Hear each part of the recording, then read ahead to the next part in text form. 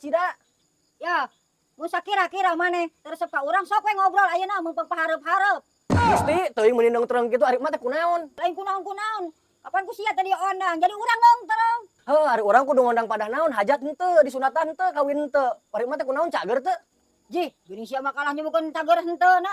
Ngogo ka aing teh. Ku cager aing mah teh nanyakeun ge nyambungan, mun nyaho mah.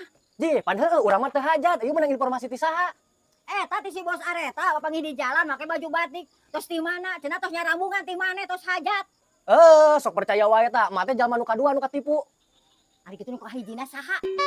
Nu kahijina teh si bos Areta dibejaan ku si anak muda. Urang keur ngepel ka dia ujug-ujug nyambungan. Har. Atuh aing jadi korban nu kaduanya. Teuing si bos Areta. Tah heueuh mah nu kadua, tapi bae ek mere amplop mah ku urang tarima. Teh jadi. Ek nangan si bos Areta. Ek diberi ku aing mah dicangkemos. Goblok ka.